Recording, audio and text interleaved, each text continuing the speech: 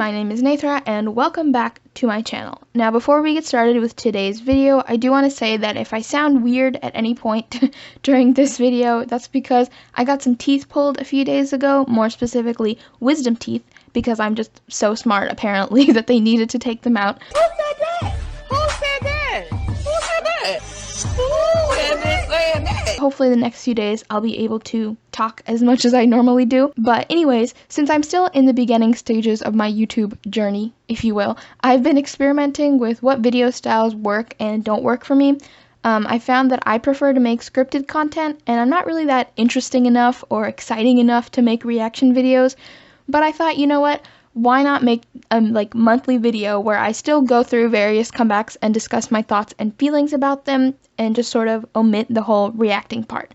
I do want to preface this video by saying that I won't be covering every single comeback or debut that happened this month, but mainly the artists that I already stan or were particularly interested in checking out.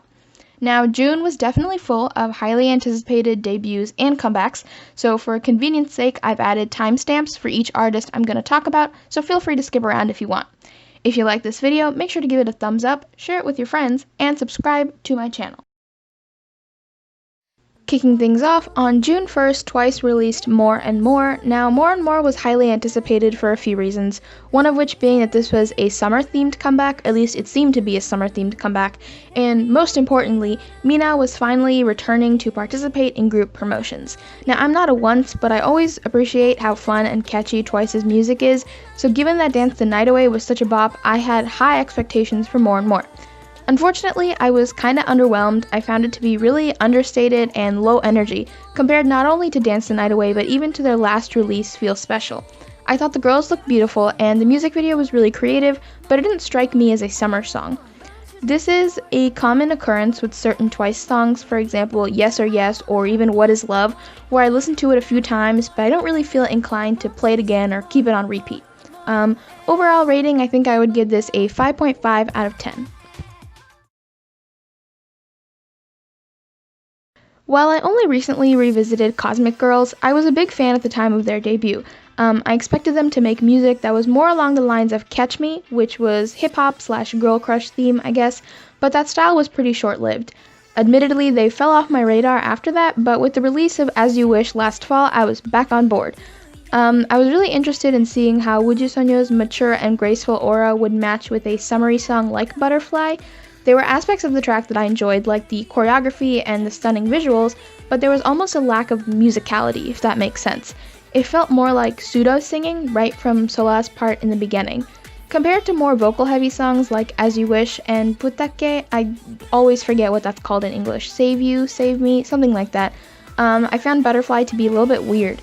EXI's rap was also a bit underwhelming, but I really liked the part in the chorus with Subin and Dayoung. I thought that was just so cute, and the lyrics are really wholesome. The song is about finding yourself and believing in yourself, so that was a really nice touch. Overall, I give this song a 7 out of 10.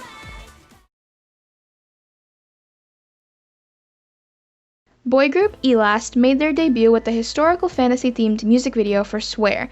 Honestly, I hadn't heard of them before this, but one of their members, Che-in, really caught my eye, so I decided to check out their debut music video, and oh my god, was it spectacular. This doesn't even feel like a debut in the sense that every member is super well-rounded and professional, and the concept is really well fleshed out. It gives me kind of Eternity-era VIX vibes, which is amazing because I haven't seen many groups attempt concepts like that in the past few years. This sounds like an OST for a drama, and I love it! I love songs that have elements of mysticism and fantasy in them, and this concept fit that exactly. It's really sad that they haven't even cracked 200k views on YouTube, so please do check them out. I'll put the link in the description. Overall rating, I would give this an 8.5 out of 10, a really solid debut. Stray Kids released their first full album with the title track of God's Menu. Again, not a stay, but I can appreciate talent when I see it. Stray Kids are just so good at making music, like what more is there to say? Their lyrics are always so clever, and their music is very multifaceted. I think this concept was really unique, and although the music video didn't really make much sense to me, I will still stream it for Hyunjin's ponytail. Also, the fact that they hit over 50 million views in like a week is so amazing, and they totally deserve it. I saw them perform God's Menu at K Contact a few days ago, and they have such amazing stage presence and are just so charismatic. Not to mention, absolute bars. Overall rating, I would give this a 9 out of 10.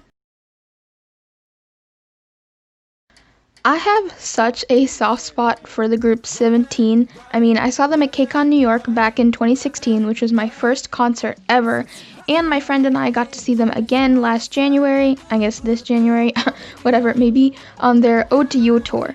Again, I was super excited for Hengare because S-Coups would finally be participating in the comeback after a brief hiatus. This concept reminded me a lot of Boom Boom and Oh My in the sense that it was pretty like whimsical. But unfortunately, this song was just not my cup of tea. Frankly, I really like 17's darker music like Fear and Getting Closer, so Left and Right did miss the mark for me. As always, I loved the music video and the choreography. I think 17 are super creative and fun, so watching their videos is always a treat. Overall rating, I would give this a 6 out of 10. After a long 14 months, Blackpink finally made their comeback with the pre-release single How You Like That. This song slaps. It has that quintessential Blackpink sound, courtesy Teddy, and I really like how every member shined during this era. I wasn't a big fan of the choreography, mainly because I feel like I'm so used to there being some kind of point choreography in Blackpink songs, like in Kill This Love, for example. I know a lot of fans are torn on this song, but I thought it was pretty good. Honestly, I've stopped expecting any changes in concept or style because of how long YG takes to just give the girls a comeback, period. I can't even imagine how long it would take if they decided to move Blackpink in a different direction. Lastly, because I am Indian and grew up in a Hindu family, I do feel obligated to discuss the use of Ganesha in their music video. Now, YG has already edited the statue out of the music video, which good on them. I honestly didn't expect them to, but I still want to talk about it. Personally, I didn't even notice it at all until some larger accounts I follow on Instagram started posting about it. I won't get into details with cultural appropriation in this video, but in general, I feel like if you don't belong to that culture, then just don't use cultural symbols or elements in your videos, especially religious ones. YG has no excuse not to do their research beforehand when they're looking for, props or background scenery or clothing, etc., as does every single company. Korean culture and Thai culture are both really beautiful, so I feel like they should have just drawn inspiration from that, and the same goes for groups that do have, Japanese members, Chinese members, etc. YG obviously did follow some of that, as evidenced in the styling for this area. The girls were wearing modernized hanbok, and Lisa's clothes had elements of Thai designs as well. Also, to the handful of blonks on Twitter being absolutely disgusting and obnoxious, threatening to dox people who spoke out about the issue, making vile comments about religion, etc., etc., y'all suck, point blank, period. You don't deserve to call yourselves fans of an idol or group if you're unwilling to accept genuine criticism that offends thousands of people.